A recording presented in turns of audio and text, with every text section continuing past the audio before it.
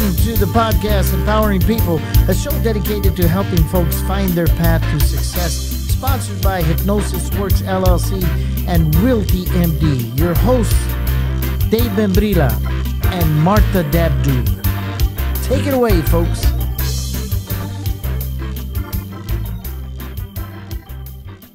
Welcome back to another episode of Empowering People, where we hope to inspire people to greatness on any level, whether it's buying a $1 million home, losing 5 pounds, or just getting back in school, whatever you think success may be.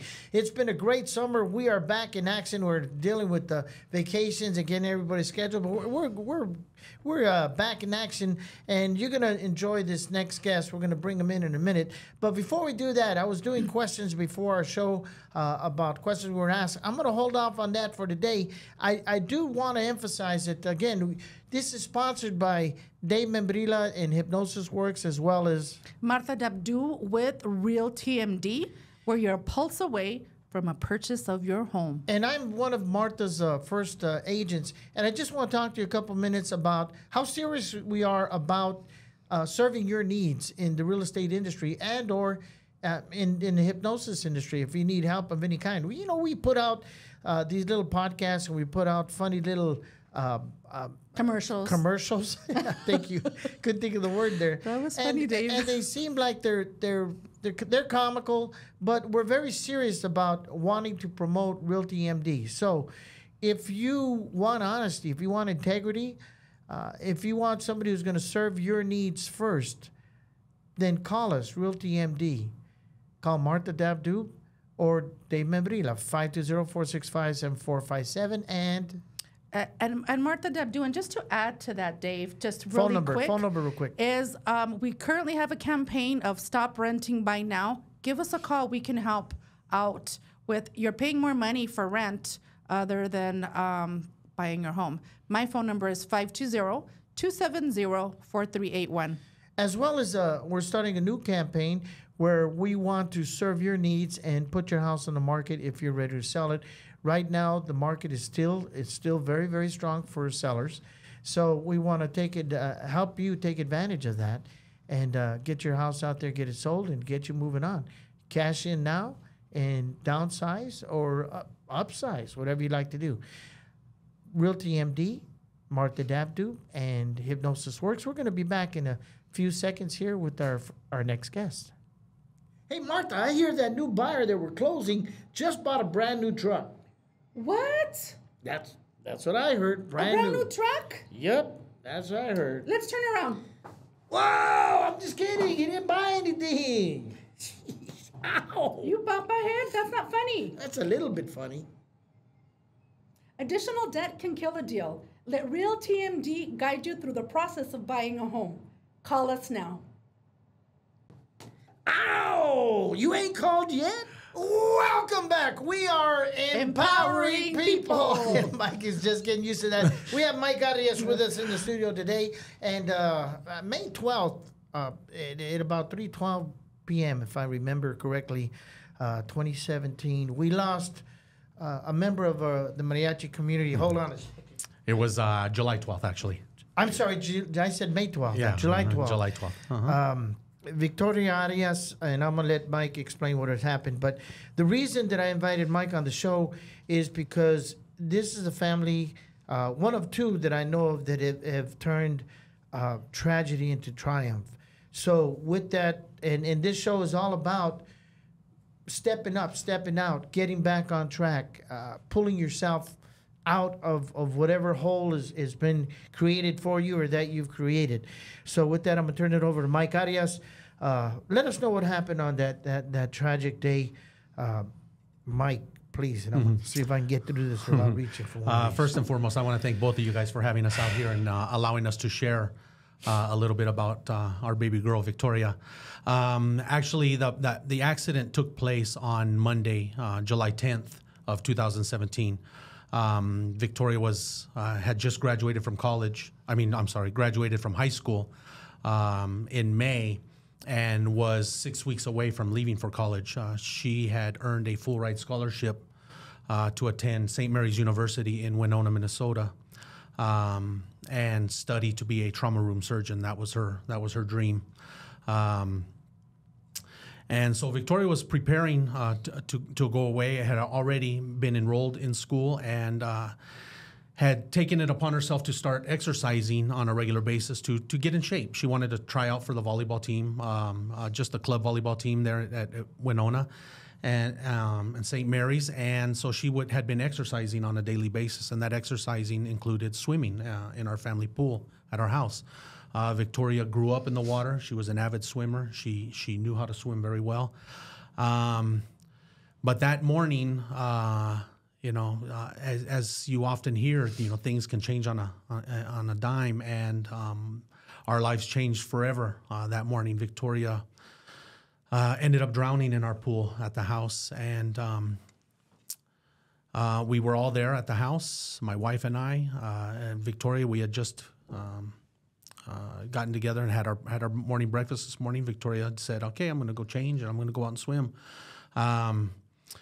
And my wife found Victoria in the pool, and we got her out, and with another former guest of your podcast, Fernando Valencia. He happened to show up there, and who's another mariachi member of the community. Yeah, and so we got her out, started CPR right away. The paramedics had gotten there immediately, rushed her to St. Mary's Hospital, and 2 days later, it was determined that Victoria had passed away. So that was the actual day was July 12th that afternoon. It was.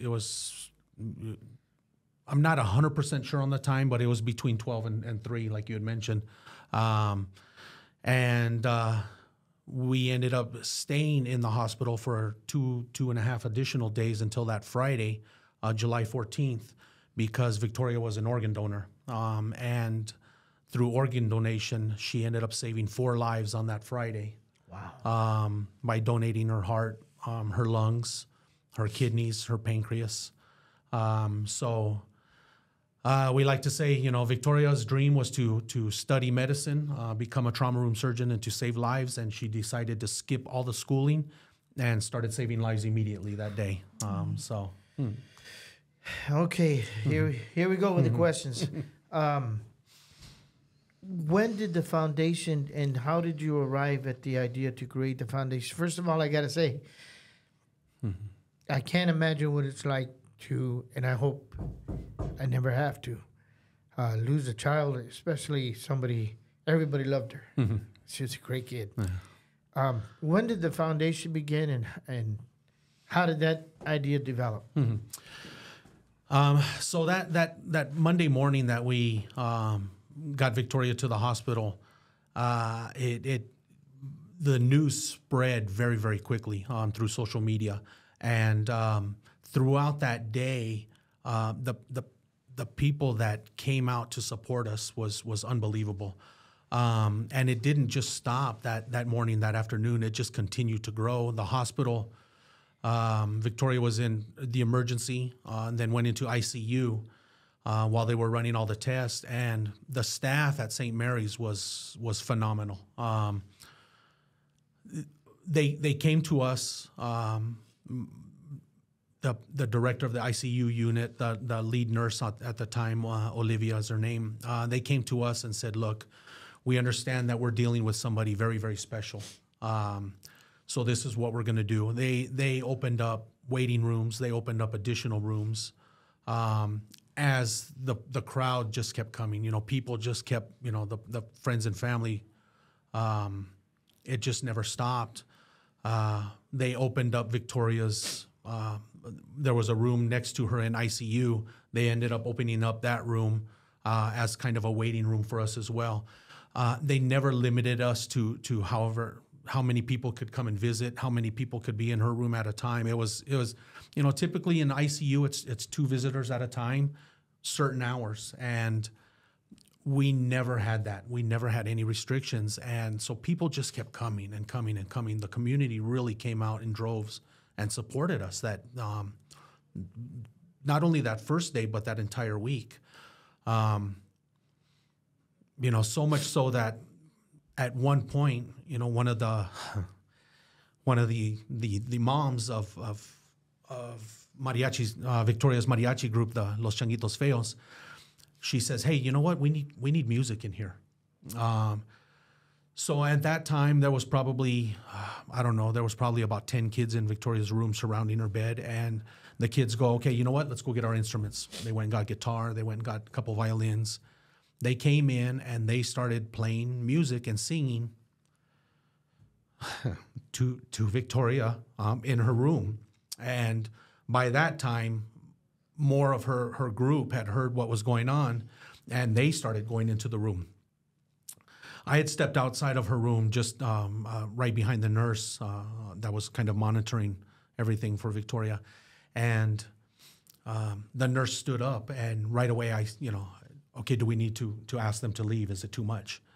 And she said, "No, you know what? This is what Victoria needs," and just closed Victoria's door and allowed the kids to play. And they played music for 45 minutes there inside the ICU unit.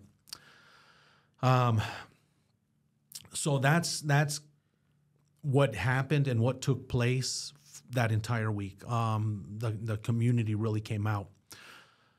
It wasn't until the following week that we started planning her funeral services, and we saw there was a lot of people that had reached out. I had asked my compadre Sal Gallegos if he could be in charge of the music for Victoria's funeral mass, and I said, "Look, I want two groups. I want my comadre Andrea Gallegos, her group Sonido, Mariachi Sonido, and I want Victoria's group, Mariachi Los Changuitos Feos. I want them to play at Victoria's mass." And he said, "Yeah, that's fine. I'll handle it. No worries." And Sal asked me at the time. He said, "Are you okay to open it up to anybody else?" There's been a lot of people that have reached out already that say they want to play at Victoria's mass. I said, that would be Victoria's dream. Earlier that year, Don Pepe Martinez from Vargas had passed away, and ironically, Victoria is showing me videos of his funeral, and his casket is in the middle, and it's just surrounded by mariachis, all in traje and just playing for his funeral. And Victoria says, "Wow, look at that. How powerful is that?" And so I told Sal at the time, I said, "No, that would be Victoria's dream." And he said, "Okay, I got it." My father-in-law was going to sing. Desiree, our oldest daughter, was going to be a part of it. So they couldn't find a location to rehearse for the mariachis because it just kept growing. The numbers kept getting larger and larger. They ended up holding two rehearsals at the Sunnyside High School auditorium, and Desiree went and was recording with her tata, and she came back and she says, "You won't believe what it was like there inside that auditorium." She said it was like a mariachi conference. There was so many people there, and everybody was broke into sections, and the violins were working on this and the trumpets. And then they would get together, rehearse. They would break into sections again. The singers would rehearse, and she says it was amazing. So then that Friday, July 21st, at Victoria's funeral, we had originally planned to have our funeral services at St. John's. That was our home church. And Monsignor Raul Treviso had suggested to us, he said, "I think you need to reconsider and have it at the cathedral. I don't think you're going to have enough room here at St. John's." And we said, "Okay." We took his suggestion.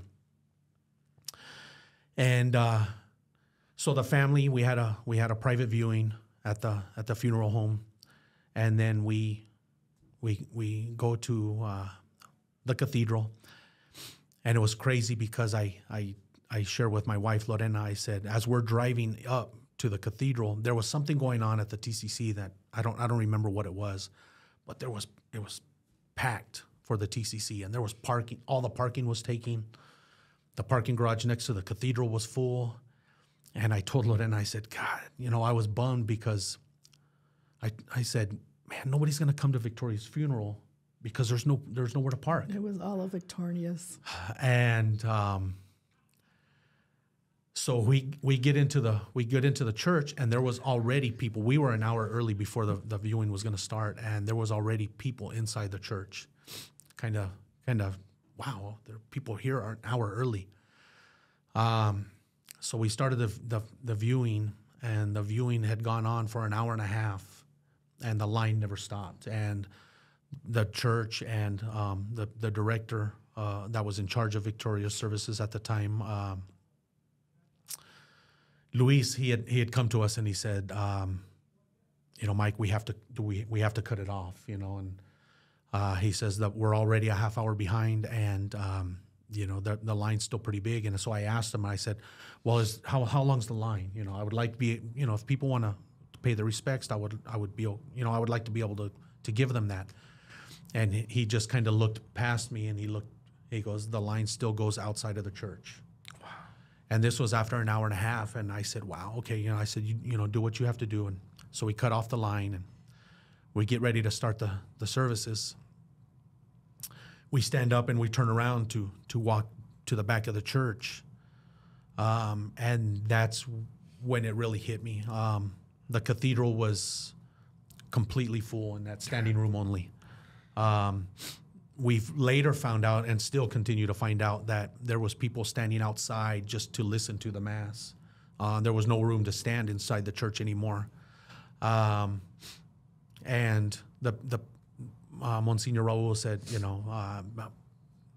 that many, the church is designed to hold about 1,300 people, and she had well over that. Yeah. I can attest. We went to the funeral. My son was playing in it, and he said, Dad, you better get there early. Yeah. And so we couldn't believe it. I mean, you'd think that Don Silvestre had died here in Tucson himself.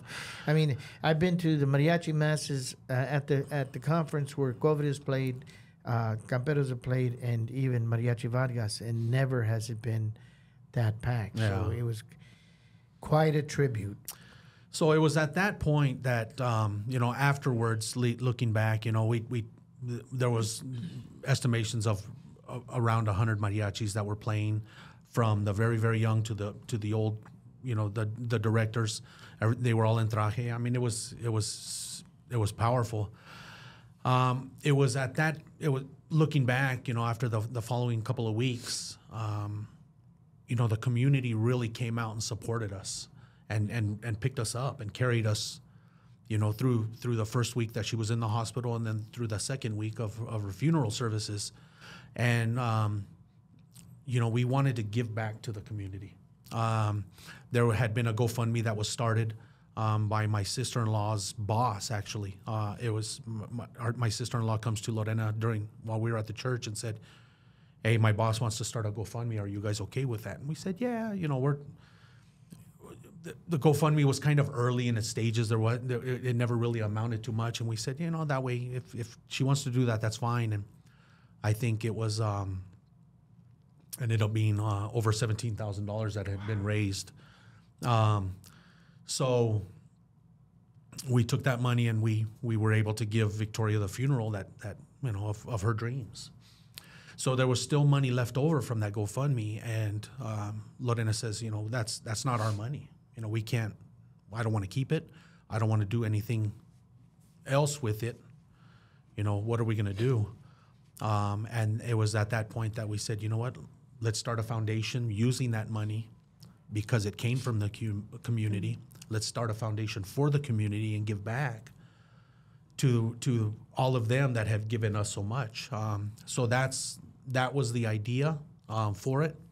That's how it came about. And in September of 2017, just a few months after Victoria passed, the foundation had been started. So that was the beginning. What do you do during the year to? And I'm sorry, I don't mean to control the questions, conversations. But whenever you want to jump in there, that's Dave Membrila, the comedian.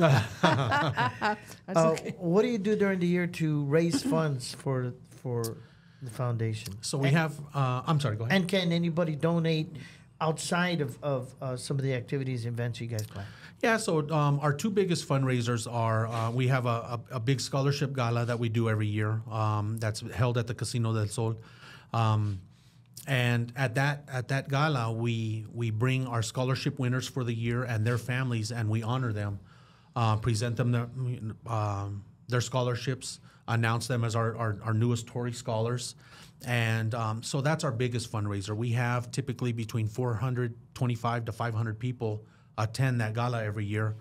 And that's our biggest fundraiser. We do sponsorships from different levels, 4 or 5 different levels, from just buying a ticket to attend, to being a table sponsor, to being a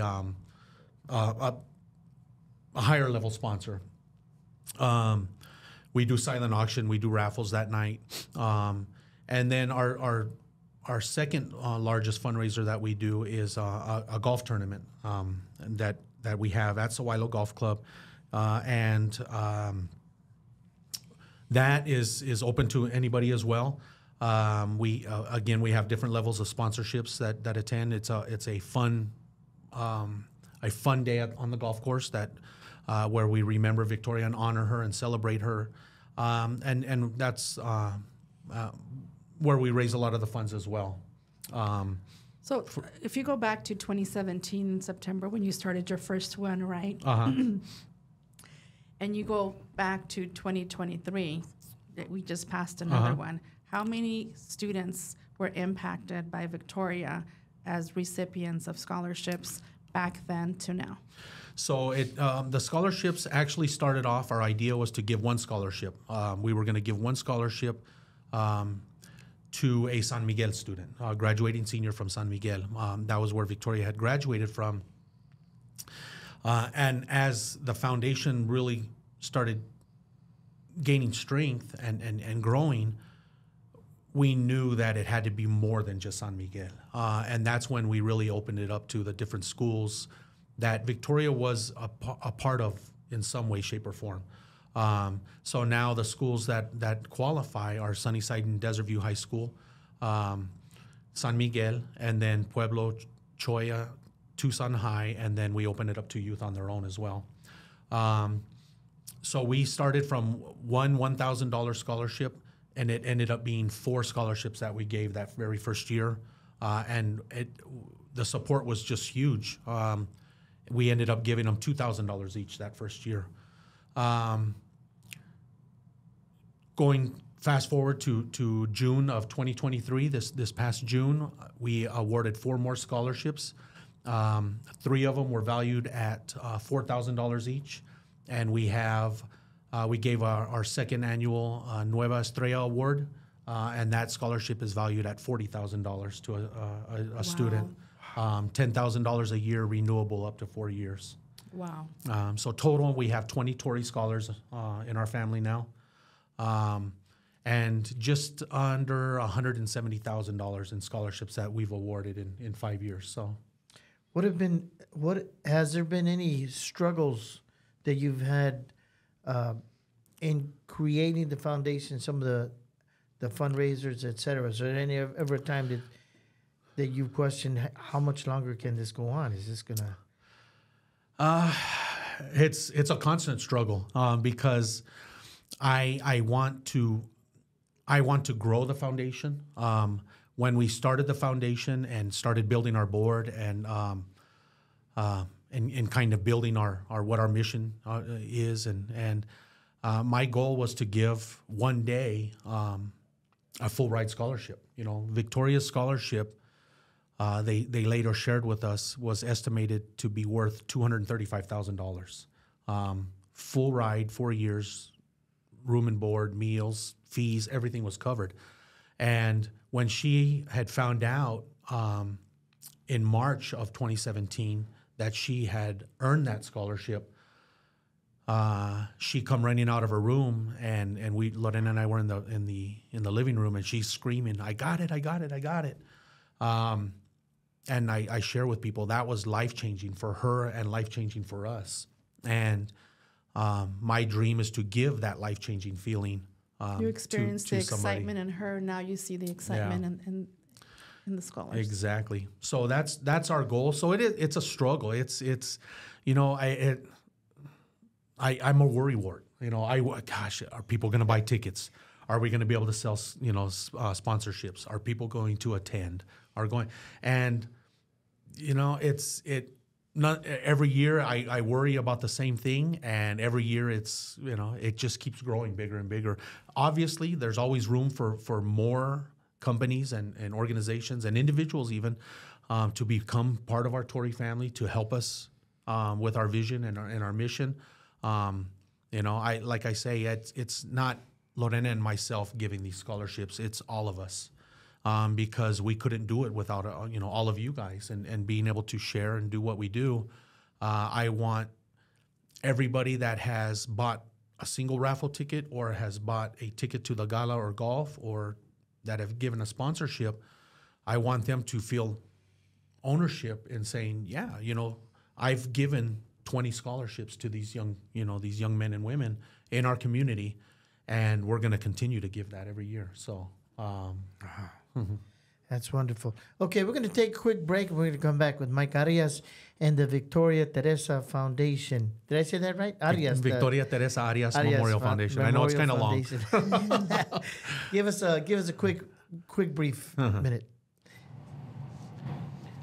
What's the matter? You seem frustrated. That's my buyer. I mean, she really likes this house, but the seller is up in the earnest money. They won't let us have an inspection period.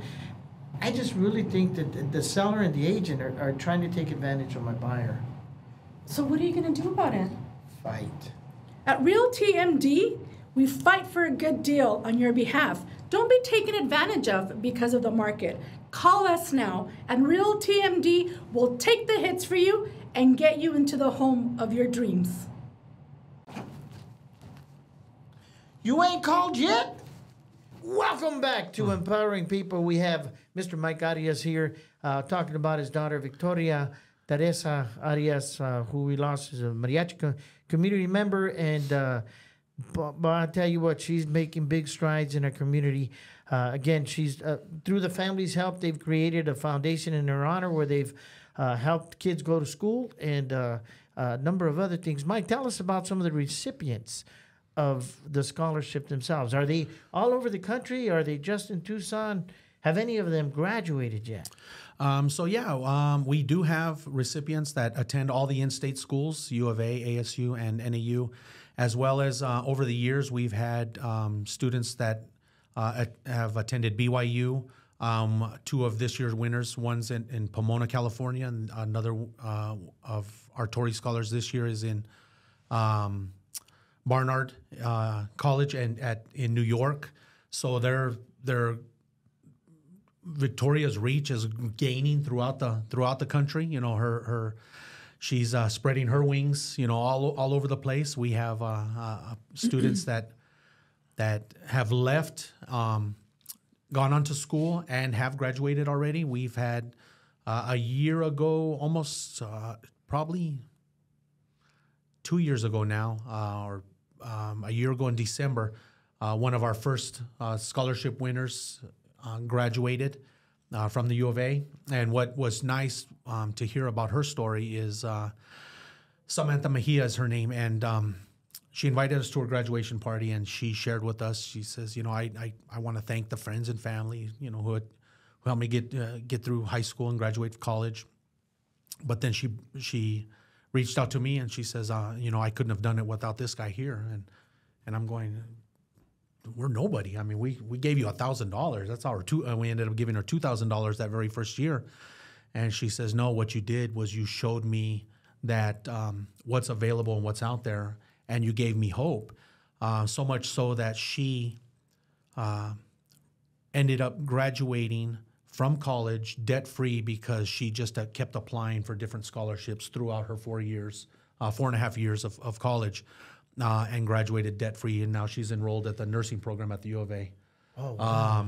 So that was very moving to hear and inspiring for us, knowing that, you know, our contributions, our support to these kids, if, you know, with the community's help is it's powerful. You know, it's giving these kids just that foot in the door and the little nudge that they need, and they come back and they share that with us, and it's a plus that they come back and they volunteer with us as well to give back to the foundation that's given to them. They pay so it definitely Victoria keeps touching so many lives. What I admire of about all this, Mike, also as well as what you guys are doing for young scholars, is also how you get so many people in the community volunteering to make this happen. I don't think I can think of any other organization currently here in Tucson where everybody that I know is on the board, is in a meeting. We have a meeting, the Hispanic Chamber of Commerce, Selena Moraga, that everywhere I turn around, everybody is involved in making this happen through volunteer work and supporting. Yeah, it's a blessing. We are definitely blessed to have the support of so many volunteers. You know, we have our golf tournament coming up in a little under 2 weeks, a week and a half, on September 16th, and we have a volunteer meeting coming up this Saturday. And so I joke with my wife. I said, you know, how many people have replied to the volunteers? She says, well, the people that I've sent out information to, plus the people that have reached out, just, hey, I want to help, I want to be a part of it. She goes, we're probably pushing 30 volunteers, when really you only need about 10, volunteers for a golf tournament, 10 to 12, they tell us. And I kind of joke. I said, wow, we're going to have more volunteers than golfers, which is a beautiful thing, and, to see, we call them, it started off, our volunteers, especially our young volunteers, we would put, and the young girls, we would put them in pink polos, and we would call them our Tory Angels. When we move in, we call it moving in at the casino on Thursday mornings for gala weekend. It's an army. It's an army of pink polos. It's an army of Victoria shirts, T-shirts that we've given away over the years, and so much so, the guests at the casino, the employees at the casino, they all know right away. Oh, it's gala week, huh? We saw all the people. We saw your army coming in, and it's been a blessing to have so many volunteers. Did you used to call Victoria Tory? We didn't personally. A lot of her friends did at school, and so it really stuck. When we started the foundation, it really became our hashtag became Choose Happy, and another one that we really used over the last few years, or from the beginning, was Tory Strong. We became hashtag Tory Strong. So Choose Happy. That was a phrase that I adopted after hearing Tory or Victoria use it often. Tell us where that came from. So Victoria was super excited to go to college, so much so that she told her mom, she goes, look, I got my list that they sent us. This is what we need to buy. She goes, can we go to Target? So Lorena goes, yeah, you know what? Let's go to Target. We'll start looking. And Victoria wanted to buy everything. I need to buy 409. I need to buy wipes. And we're like, well, wait a minute. You're moving to Minnesota. There's Targets and Walmarts there in Minnesota. We'll buy a lot of that stuff when we move you in. We'll get you there. We'll go shopping for you. We're not going to buy this stuff and have to ship it to Minneapolis. And so she was bummed. She was excited. So she had seen a sign, and it was a little, 12 by 12 light up sign that said Choose Happy on it. And she goes, Mom, can I buy it? I want to buy this for my dorm room. And Lorena, if you know Lorena is very, well, you know what? Let's wait to see if it goes on sale. I'm not going to pay full price on it. It's probably going to go on sale. Let's wait. Victoria knew, and she knew. All right, let's take a picture of it, and then we know what it looks like, and we'll keep an eye out for it. And so the picture that we have is Victoria holding it in her hand, and Lorena took a picture of it. As we were going through pictures, looking for pictures for the funeral services and so forth, that picture kept coming up. And Lorena says, I think this is a sign. I think this is what Victoria wants us to do. And so that's where that came from. It just kind of stuck. So then we go back to Target to buy the sign. Was it on sale? It was gone. Oh. We couldn't find it. Fast forward to 2022, our gala, a couple months before the gala last year, in 2022, I'm out on the golf course with one of our sponsors, and it was a new sponsor for 2022, and I get a message through Facebook Messenger, and I just lose it on the golf course, and Richard Ornelas, hey, Mike, are you okay? And I'm bawling my eyes out, and he stops the cart. He goes, Mike, is everything all right? And I said, no, it's good news. One of Victoria's recipients had seen a story that Channel 4 had done leading up to the gala, and they showed a letter that had been written to us by one of her recipients saying, hey, this is, I received one of Victoria's kidneys and one of and Victoria's pancreas. And it was a process that we have to go through Donate Life, and it kind of has to go back and forth. While we had got the letter, we were going to write back to them. His wife had seen the story that Channel 4 did, that Donate Life Arizona had shared. She followed Donate Life Arizona, and she says, she tells her husband, Raul, I think I found your family's donor. So she messaged me, and she says, I hope I'm not stepping on your toes. I hope, I know this isn't protocol, but I think I know who you guys are, and we want to know. And turns out, yeah, Raul and Kim Salinas is Raul's his name. They live in Las Cruces, New Mexico, and she reached out right after that. We meet them via Zoom. We invite them to the gala in 2022. And we keep it a secret. We keep it, we have 475 guests there that year. There's 4 people that know that they're coming, including, my in-laws don't know, my mom doesn't know.